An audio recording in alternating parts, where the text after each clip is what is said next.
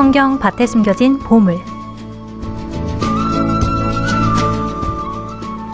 이 코너는 다가오는 주일 전까지의 한 주간 미사의 복음과 독서를 복습하는 시간으로 가톨릭 신자들과 성경에 관한 궁금증과 그 안에 담긴 의미를 함께 이야기 나눠보는 시간인데요. 성경 밭에 숨겨진 보물을 이끌어주고 계신 분이죠. 레지오 마리의 기념관관장 최종훈 토마스 신부님과 함께합니다. 신부님 어서 오세요. 네, 안녕하세요. 최종훈 토마스 신부입니다. 네, 신부님 그동안 어떻게 지내셨을까요? 원래 바쁘신 분위기는 하지만요. 그래도 좀 한동안도 많이 바쁘셨고 어떻게 지금은 좀 여유를 챙기셨을까요? 아니요. 여전히 바쁘시군요. 여전히 바쁩니다. 여전히 바쁜데 네.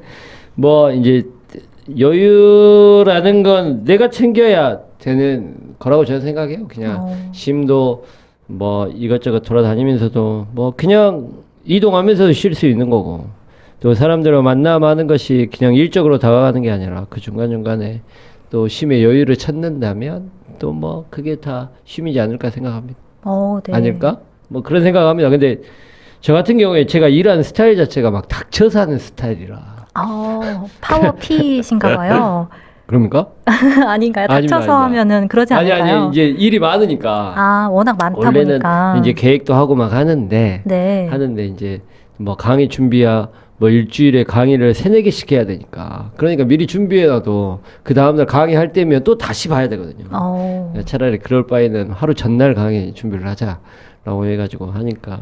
이제 그런 마음으로 강의를 준비하다 보니까 더 여유가 없는 것 같아요. 네. 그러니까 막 닥쳐서 하게 되고 네. 막 그러면서 하는데 이제 여유를 많이 찾으려고 노력합니다. 또 뭐 중간중간 쉬려고도 노력하고. 네. 근데 이제 뭐 그게 잘 쉬고 있는지 여유를 찾고 있는지는 잘 모르겠는데. 네. 네. 오늘 제가 신학교 잠깐 이제 강의 갔다 왔는데, 그래서 25주년 이제 저보다 한 3년 4년 선배인데 25주년 교수 신부님 중에 25주년 네. 하시더라고요. 그러니까 예, 그 신부님 이제 하면서 학교 생활을 같이 했으니까.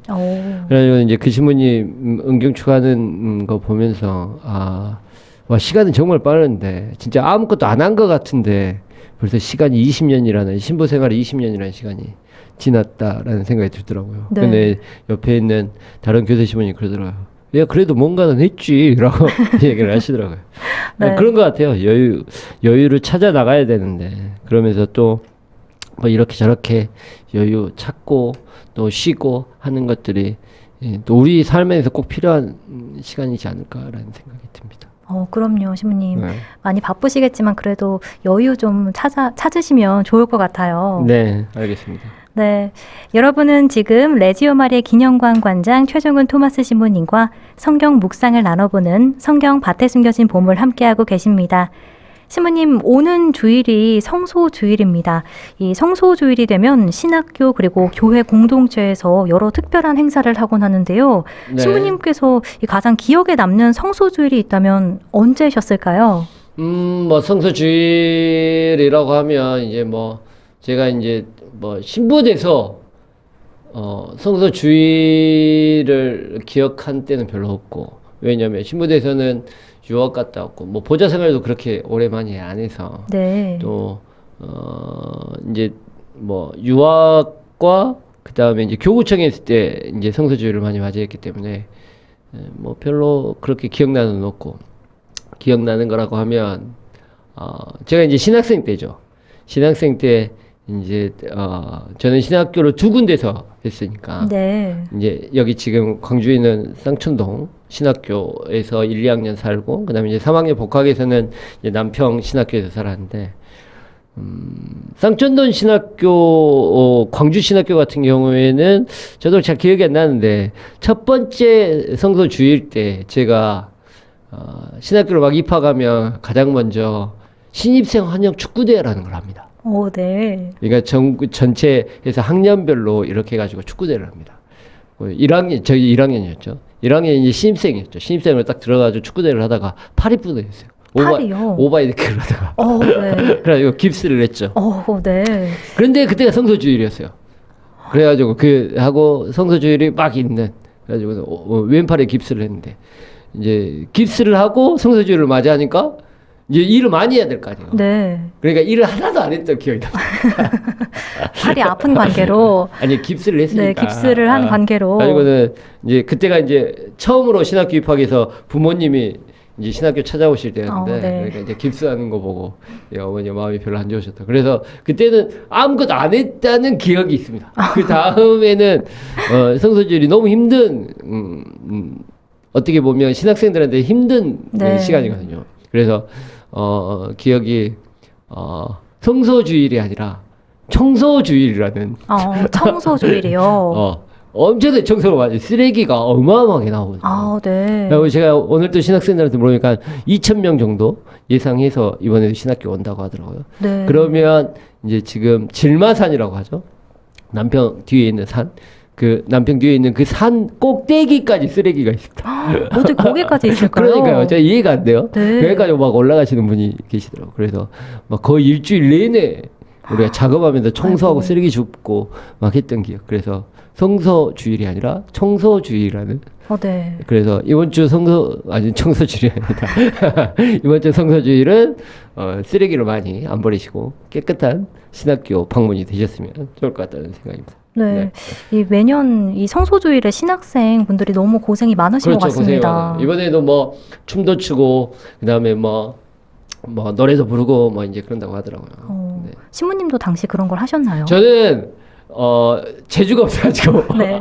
다른 사람들은 이제 다 악기를 다루거나 이제 지금은 신학생들이 많이 없는데 우리 때만 해도 신학생들이 거의 한 100명 정도 됐으니까. 오, 정말 많았네요. 네, 저희 학교 다닐 때만 해도 그러니까 그때만 해도 그러니까 이제 재능이 있는 몇 사람들이 있죠. 네. 그래서 이제 기타 치고 뭐 하고는 이제 저는 그 전에 이제 신학교에 그 간판 아니 그림 동아리가 있습니다. 오. 그림 그리는 동아리. 네. 그걸 아르스라고 하는 동아리인데요. 그 동아리에서 이제 내가 동아리 활동을 하면서 그 아르스 하면 옆에 이제 꾸미고 장식하고 막 이렇게 뭐 게시판 만들고 뭐 이제 그런 요즘은 이제 다 컴퓨터로 막 해가지고 다 출력하고 뽑고 그러지만 그 네. 당시에는 다 손으로 그리고 잘라서 붙이고 글자도 막 손으로 파고 막 우드락 파고 막 그래가지고 다 붙이고 막 그랬거든요. 수작업으로. 수작업으로 그걸 이제 했던 이제 저는 이제 그래서 간판 담당. 담당 간판 게시판 담당 게시판 담당. 이제 뭐 그런 거 하다가 이제 당일날은 거의 주차요원 했습니다. 저는 네. 한 3년 4년간 신학교 정문 앞에서 차 들어가고 나오고 하는 그런 주차요원 했죠. 네. 다른 건 안 그래도 하고. 또 얘기를 들어보니까 신부님께서 그림에 소질이 있으신가 봐요. 그런 쪽에.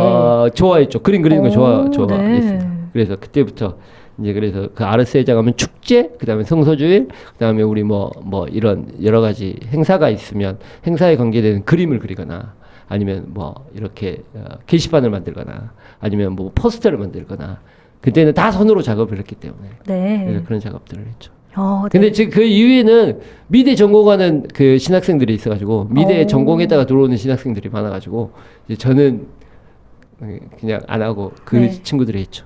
그래서 네네. 주차 요원으로 이렇게. 네네네. 네, 그러셨군요. 그렇죠. 네, 올해 네. 성소주일도 참 기대가 많이 됩니다. 신부님 얘기를 들어보니까요. 이 마태복음 9장 37절부터 38절에 이런 말씀이 있잖아요. 수확할 것은 많은데 일꾼은 적다. 그러니 수확할 밭의 주인님께 일꾼들을 보내주십사고 청하여라. 교회 공동체의 미래의 씨앗인 성소자들이 늘어나도록 우리가 함께 마음을 모아 주님께 기도를 청했으면 합니다. 네. 자, 그럼 신부님, 이 4월 19일 부활 제3주일부터 오는 주일 전까지인 4월 25일 토요일까지의 독서와 복음 말씀을 살펴보는 시간 가져볼 텐데요. 오늘은 성경 속 어떤 보물을 함께 이야기 나눠보면 좋을까요? 이번 주 복음이 신부님들도 이제 다 느끼는 건데요. 부활 3주간 복음이 가장 싫어하는 복음입니다. 오, 네, 왜 그럴까요? 해마다 똑같아요. 해마다 똑같은데 이 해마다가 요한복음 6장의 말씀이에요. 생명의 빵에 대한 말씀. 계속해서 똑같은 이야기들이 계속해서 일주일 내내 반복되는. 그래서 생명의 빵이다. 이거를 먹어라. 그 다음에 내가 하늘에 내려온 빵이다. 이거를 먹으면 죽지 않는다. 그래야 영원한 생명을 얻는다. 그 얘기가 월요일부터 시작해가지고 금요일까지 계속해서 반복됩니다. 네. 그래서 그것도 해년마다 부활 3주간이. 그래서 신부님들도 이 주간에 강론하기를 가장 어려워하십니다. 네, 그래서 그렇군요. 이제 뭐 그런데 뭐 그래서 이번 주는 뭐 다른 거 말고 그냥 생명의 빵에 대한 담론, 요한복음 6장이죠. 6장에 대한 이야기들 중에 특히 금요일 복음, 이제 복음 말씀, 그러니까 거의 마지막 그 6장의 생명의 빵에 대한 담론이 마무리되는 그 주간의 말씀을 가지고 오늘은 같이 이야기를 나눠볼까 합니다. 네, 좋습니다.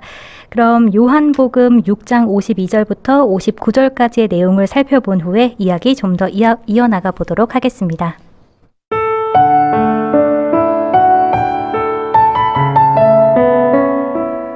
그때 저 사람이 어떻게 자기 살을 우리에게 먹으라고 줄 수 있단 말인가 하며 유다인들 사이에 말다툼이 벌어졌다. 예수님께서 그들에게 이르셨다. 내가 진실로 진실로 너희에게 말한다. 너희가 사람의 아들의 살을 먹지 않고 그의 피를 마시지 않으면 너희는 생명을 얻지 못한다. 그러나 내 살을 먹고 내 피를 마시는 사람은 영원한 생명을 얻고 나도 마지막 날에 그를 다시 살릴 것이다. 내 살은 참된 양식이고 내 피는 참된 음료다. 내 살을 먹고 내 피를 마시는 사람은 내 안에 머무르고 나도 그 사람 안에 머무른다. 살아계신 아버지께서 나를 보내셨고 내가 아버지로 말미암아 사는 것과 같이 나를 먹는 사람도 나로 말미암아 살 것이다. 이것이 하늘에서 내려온 빵이다. 너희 조상들이 먹고도 죽은 것과는 달리 이 빵을 먹는 사람은 영원히 살 것이다. 이는 예수님께서 카파르나움 회당에서 가르치실 때에 하신 말씀이다.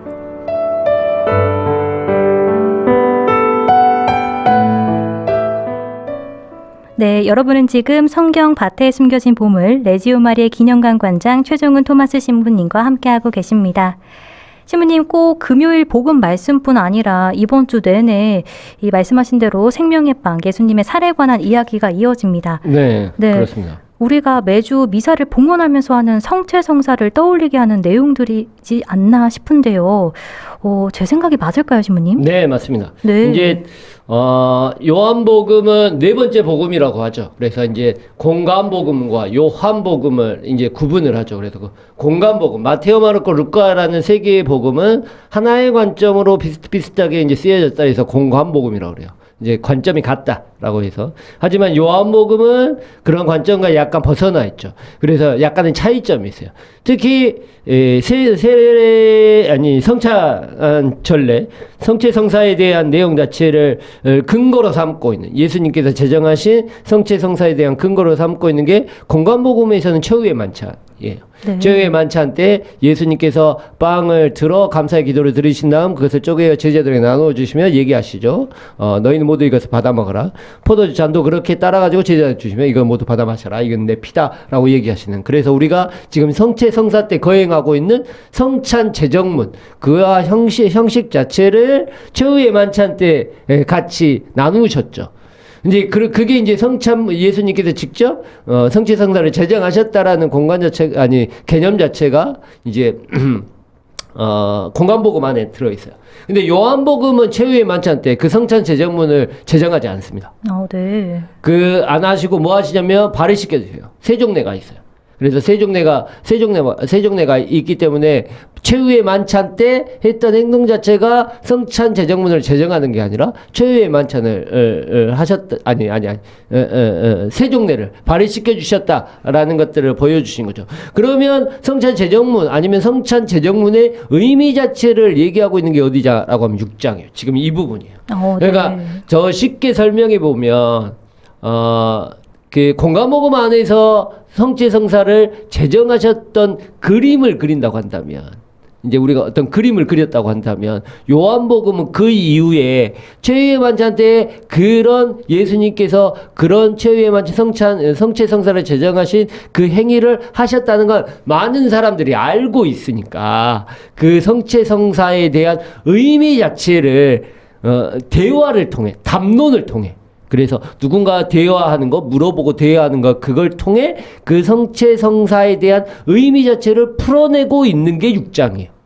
네. 그래서 아예 최후의 만찬 때 했던 이야기는 삭제해버리고, 누구라도 모든 사람들이 다 알고 있으니까. 알고 있으니까 그 성체성사의 의미와 그 성체성사가 주고 있는 어떤 메시지들을 어떤 담론의 형식으로 사람들과 대화의 형식으로 해서 풀어내고 있는 게 6장의 말씀이죠. 그래서 요한복음 안에서 가지고 있는 지금 우리가 이번 주에 듣고 있는 생명의 빵에 대한 대화는 어떻게 보면 성체성사의 의미를 해석해주는 하나의 주석서, 해설서 뭐 이제 그런 의미라고 생각하시면 될 것 같습니다. 네. 이 오릴 복음 첫 구절에 저 사람이 어떻게 자기 살을 우리에게 먹으라고 줄 수 있단 말인가라는 말이 나오는데요. 당시 시대에는 예수님의 말씀이 굉장히 파격적이었을 것 같은데요. 파격적이라고 우리가 느낄 수 있을 수 있다는 거죠. 네. 이제 여기에서는 살이라는 개념을 좀 잘 아셔야 돼요. 그러니까 우리가 먹는 이 살덩이, 그러니까 우리의 몸에 붙어있는 이 살덩이를 직접 주면 식인종이겠죠. 그렇죠. 근데 이거는 좀, 아까도 말씀드렸듯이 메시지를 해석하는 의미라고 한다면 그 당시에 철학적 개념과 그 다음에 이게 신학적 개념이 조금 들어가야 돼요. 그러니까 살이라는 개념 자체가 이제 어려운 말로 살이라는 개념이 그리스 말로는 사르크스라는 단어를 쓰거든요. 사르크스라는 단어 자체가 단순히 우리가 가지고 있는 살에 대한 그런 것들은 아니에요. 그러니까는 사르크스라는 그 개념 안에 가지고 있는 가장 중요한 철학적 개념 하나가 뭐냐면 소멸성이에요. 모든 사람이 가지고 있는 소멸성이에요. 네. 한계성, 제약성. 그래서 이제 뭐 더 어려운 말 하나, 그냥 우리가 흙으로 만들어진 인간의 창조적 재료 때문에 흙으로 왔으니 흙으로 돌아갈 것을 기억하십시오 라고 얘기하는 것은 인간의 몸이 가지고 있는, 인간의 이 살덩이가 가지고 있는 썩어 없어질 것들이라고. 그래서 흙으로 다시 돌아갈 것. 첫 번째는 한계성을 상징해요. 제약성이죠. 그 다음에 이 제약성 때문에 우리는 어디서 살아갑니까? 이 세상에서 살아가요. 이 세상에서 살아가기 때문에 이 살이 없으면, 내가 이 외형이 없으면 또 어떻게 됩니까? 이 사람하고 나하고 관계를 맺을 수 없어요. 네. 그게 어떤 육체적인 관계도 아니면 영적인 관계도 사회적인 관계도 그 다음에 그런 모든 관계성을 성립해 주는 게 근데 살이에요. 두 개를 합해보면 제약을 가지고 있어요. 네. 그 다음에 관계를 맺게 해요.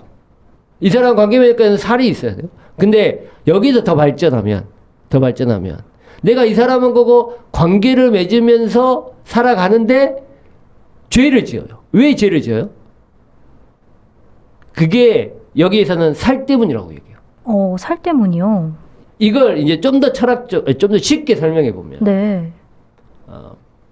전쟁이 왜 일어납니까? 요즘에 전쟁 하잖아요. 서로 가치관이 달라서 일어난 거 아니에요? 가치관만 달라서 전쟁이 일어납니까? 저는 아니라고 봐요. 그러니까는 트럼프 대통령이 베네수엘라 대통령을 얘기하면서는 그 사람에 대한 뭐 어떤 그 사람이 마약을 팔았다 해서 그 사람 죄를 지었다. 명목상 그거였죠. 네. 하지만 뒤에 있는 속뜻은 뭡니까?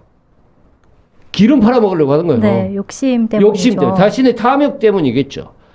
우리가 많이 내가 이 사람과 관계를 맺으면서 내가 죄 짓는 경우를 한번 생각해 보세요. 내가 이 사람 잘못하는 경우를 생각해 봐. 그거는 뭐냐면 내가 편하려고 해요. 이기적인. 그렇죠. 이기적인 마음. 근데 그 이기적인 마음의 근본 원인이 뭐냐는 거예요. 살 때문이에요. 네. 내 살을 더 쉬기 위해서. 아니면 내가 아프지 않기 위해. 내가 더 많이 먹기 위해. 내가 더 편안하기 위해. 네. 죄의 원인 자체가 뭐냐면 살 때문이라는 거죠. 그러니까 인간의 제약성과 관계성을 가지고 있지만 우리는 세상 안에서 살아가는 사람은 언제나 이 살 때문에 죄의 지배 안에 놓여 있다고 표현이 있어요. 죄의 지배 안에 놓여 있어요. 근데 그것 때문에 이 살은 우리에게 좋은 거다 나쁜 거다?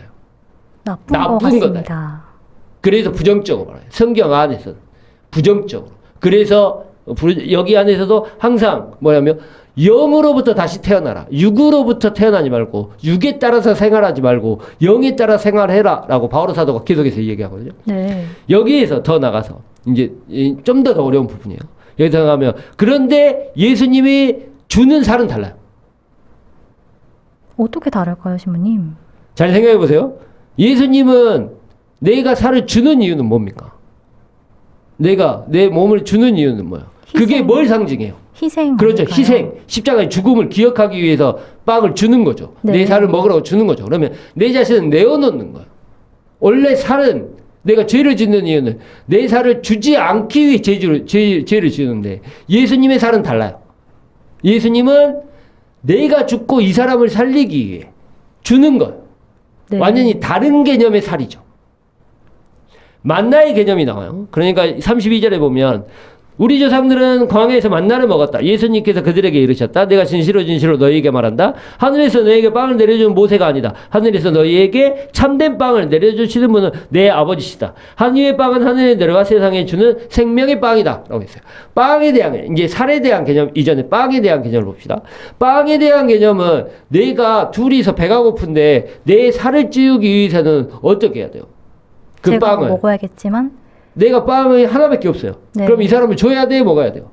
제가 살을 찌우려면 제가 먹어야겠죠. 먹어야죠. 네. 살을 위해서 먹어야 돼요. 근데 살을 준다는 개념은 예수님의 살을 준다는 개념은 이 빵을 내가 먹고 싶지만 이 빵을 준다라는 개념이에요. 네. 반대적 개념이죠. 그러니까 우리가 먹으려면 그 빵을 저에게 주십시오라면 네가 빵을 주어라 해요. 완전히 반대적 개념이죠. 네. 생명의 빵을 먹는다는 개념은 내가 빵을 너에게 준다라는 개념과 똑같은 개념이에요. 내 살을 받아 먹어라 라고 얘기했던 거예요. 이해되십니까? 네, 시모님께서 설명해 주시니까 이해가 조금씩 되는 것 같습니다. 어려워요. 근데 이게 네. 잘 이해 못합니다. 근데 분명히 얘기하는 건 뭐냐면 살이라는 개념은 부정적인 개념이에요. 그 살을 통해서 우리가 죄의 지배를 당하고 있죠. 네. 그 살 때문에 우리가 죄의 의식을 가지게 돼요. 죄스러워질 수밖에 없어요. 왜냐하면 잘 생각해 봅시다. 우리가 이제 바오로 사도가 그런 말을 한대요. 내가 좋은 의향을 가지고 있어요. 좋은 의도를 가지고 있어요. 근데 그걸 행하지 못해요. 내가 이 사람한테 빵을 줘야지라고 생각하고 있어요. 네. 근데 줘요, 안 줘요? 안 줄 때도 있죠. 안 줘요. 네. 왜 안 줘요? 본인의 배를 채우기 그러니까 내가 배고프니까요. 네. 그 말은 뭔 말이에요? 내가 배고프다는 거는 내가 어떻게 뭔가를 의식해서 뭔가를 만드는 거예요? 아니에요. 본성이죠. 본성이죠. 네. 본능적으로 그런 살에 대한 지배를 우리는 당하고 있어요. 네. 내가 뭔가를 막 사람들한테 설거지도 해주고 막 이 사람에게 도와주고 싶어요. 근데 나는 피곤해. 그럼 어떻게 해요? 쉬죠. 그럼 그냥 쉬어요. 네. 근데 마음은 저 사람 도와줘야 되는데 저 사람 도와주는 게 착한 일인데 내가 쉬는 게 이게 나쁜 일인데 라고 의향은 알고는 있어요. 네. 알고는 있는데 그걸 행하지 못해요. 왜? 나를 더 살 챙기기 때문이에요. 위해. 이제 우리가 이제 이 6장의 표현을 하면 살 때문이에요. 근데 예수의 살은 다르다는 거죠. 막 두드러 맞고 막 하고 있음에도 불구하고 예수님께서 어떻게 해요? 그 살을 우리에게 주세요. 네. 그 살을 내가 지키려고 하지 않고 그냥 그 살을 내어놓다는 거죠. 내어놓는다는 개념이에요. 네. 그런 개념이기 때문에 예수님의 살이라는 개념 자체는 어떻게 보면 희생과 십자가에 대한 개념이 훨씬 더 큰 개념으로 다가와요. 그래서 너희는 내 살을 받아 먹어라. 먹지 않으면 영원히 죽는다라는 이제 여기에서 더 나가면 죽음과 생명에 대한 개념도 약간 철학적이고 상징적인 개념으로 받아들여야 한다는 거죠. 여기서 네. 이제 이거는 이제 요한 복음사가 어렵기 때문이에요. 네. 좀 철학적인 의미가 있기 때문이에요. 네. 그런 의미가 있습니다. 네. 이 신부님께서 말씀해주신 살의 의미 또 예수님의 살의 의미에 대해서 살펴봤는데요. 아무래도 이 내용이 정말 중요하기 때문에 복음에 반복적으로 자주 나오는 것이 아닌가 싶습니다, 신부님. 그렇죠. 계속해서 그러니까는 제가 말했잖아요. 월요일부터 시작해가지고 금요일까지 복음이 거의 비슷한 내용이랄까요? 네. 근데 34절에 보면 내가 생명의 빵이다. 나에게 오는 사람은 결코 배고프지 않을 것이며 나를 믿는 사람은 결코 목마르지 않을 것이다. 라고 얘기하고 41절에 또 예수님께서는 나는 하늘에서 내려온 빵이다 하고 말씀하셨기 때문에 유다인들이 그분을 두고 수군거리기 시작하였다. 그들이 말하였다. 저 사람은 요셉의 아들이 아닌가? 그의 아버지는 어머니도 우리가 알고 있지 않은가? 라고 얘기하니까 예수님께서 또 얘기하세요. 44절에 나를 보내신 아버지께서 이끌어주시지 않으면 아무도 나에게 올 수 없다. 그리고 나에게 오는 사람은 내가 마지막 날까지 다시 살릴 것이다. 그리고 48절에 또 나는 생명의 빵이다. 너희 조상들이 광야에서 만나를 먹고 또 죽었다. 그러나 이 빵은 하늘에서 내려온 것으로 이 빵을 먹는 사람은 죽지 않는다. 그래서 나는 나는 하늘에서 내려온 살아있는 빵이다. 계속해서 반복됩니다. 네. 그런 것 같습니다. 뭐 중요해서 반복되는 것일 수도 있지만 못 알아먹으니까 반복하는 것도 있지 않을까요? 네. 반복 학습처럼. 네. 아무튼 중요해서 그래서 생명의 빵이다라는 것들. 이제 이게 왜 그러냐면 또 다 비유적인 상징적인 표현들이 들어가기 때문에 그냥 빵이라는 표현 자체도 상징에 들어갔고 생명의 빵이다라고 얘기하는 그 안에는 상징 어떤 의미들이 들어가 있고 하늘에서 내려온 빵이다라고 하는 것들이 들어가 있고 이거는 내 살이고 내 피다. 그다음에 이거를 먹다, 이거를 마시다라는 개념도 다 상징적인 표현들이 들어가 있기 때문에 어렵죠. 네. 그러면 내 살을 먹고 내 피를 마시는 사람은 내 안에 머무르고 나도 그 사람 안에 머무른다는 어떻게 해석하면 좋을까요? 여기서 이제 또 네. 먹는다는 표현 자체가 나와요. 먹는다. 이제 빵이 내 살을 먹는다. 먹으면 어떻게 됩니까? 먹으면 소멸되죠. 그리고 배를 채우게 되죠. 없어지고. 네. 없어지는데 그냥 소멸돼요? 배가 채워지고. 배가 채워지고? 네. 배가 채워지고 나서 그냥 배만 채워요? 먹으려면 그냥 배만 채우려고 먹어요? 아니요. 먹는 데는 사실 행복해서 먹지 않을까요? 행복하다. 하지만 다른 의미가 있을 것 같습니다. 살려고. 그렇죠. 네. 안 먹으면 죽죠. 근데 산다는 개념 자체가 다른 어떤 활력을 우리한테 무언가를 할 수 있는 활력으로 다시 재탄생되는 거잖아요. 네. 그러니까 살이라는 개념이에요. 내 살을 띄어서 너를 주고 그걸 먹으면 그 먹은 것들이 소멸되고 없어지고 해서 뭐가 돼요? 다시 살이 돼요. 네. 또 살이 되잖아요. 그렇죠. 그러니까 살을 먹고 또 다른 살이 된다는 개념이에요. 그러면 먹는다는 개념은 네오놈의 의미가 굉장히 중요해요. 먹고 없어진다, 죽는다, 소멸한다. 먹고 마시다라는 개념. 그 다음에 또 하나 둘째 개념은 나중에도 나오겠지만 머무른다 개념이에요. 먹으면 어떻게 돼요? 내 안에 들어온다는 개념. 네. 그러면 내 안에 들어와서 또 다른 나의 뭐가 된다? 살이 된다. 그러면 외부에서 들어와서 뭔가가 먹어지고 내 안에서 소화되고 없어지면서 그게 또 다른 내가 된다. 동화된다는 개념이에요. 네. 그래서 뒤에 보면 내 안에 머무러라 라고 얘기하는 거야. 내 안에 머무르면 너희도 내 안에 머무를 것이고 그 안에서 머무르면 뭐 하느님과 같게 살아간다. 이제 머문다는 표현 자체가 나와요. 그게 뭐냐면 먹으면 들어오고 들어와서 녹아서 내가 또 다른 내가 돼서 그 안에서 같이 살아간다라는 개념들이 있기 때문에 먹는다. 네. 그래서 내 피를 아까 말했듯이 내 피를 먹는다라는 개념 자체가 아까 살이라는 개념 자체가 단순히 이 살이 아니라 예수님의 십자가 희생이라고 그랬잖아요. 네. 그런 삶이라는 거죠. 이 말이 어떻게 보면 6장에 나와 있는 얘기지만 요한복음사가는 예수님의 생애 전체를 알고 있었다는 거죠.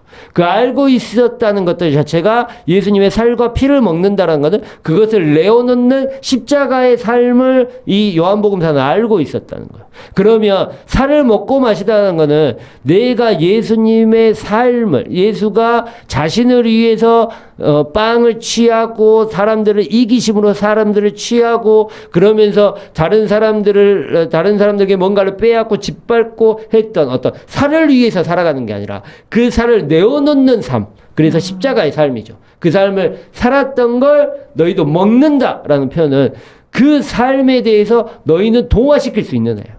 네. 소화시킬 수 있느냐요. 그렇게 따라갈 수 있느냐요. 그렇게 따라가면 그걸 먹는다. 내 안에 받아들인다. 그러면 받아들이면 어떻게 영원한 생명을 얻는다. 영원한 생명은 뭐예요? 예수님께서 하셨던 그렇게 자신의 살을 내어놨던 최후의 만찬에 그 삶을 살아가고 십자가에 못 박혀 돌아가시면 어떻게 된다? 부활한다. 그러면 우리도 그렇게 따라가면 그 살을 먹고 그렇게 예수님을 따라가려고 닮아가려고 노력하면 우리도 죽으려고 하면 부활한다라는 개념이 먹고 살을 마시면이라는 개념이죠. 네. 예, 신부님 말씀을 듣고 보니까요, 살이 가진 여러 가지 의미에 대해서 한번 생각해 보게 되는 것 같습니다. 네. 네, 신부님, 오늘은 시간 관계상 여기까지 하겠습니다. 네. 오늘도 좋은 말씀 감사합니다. 감사합니다. 네.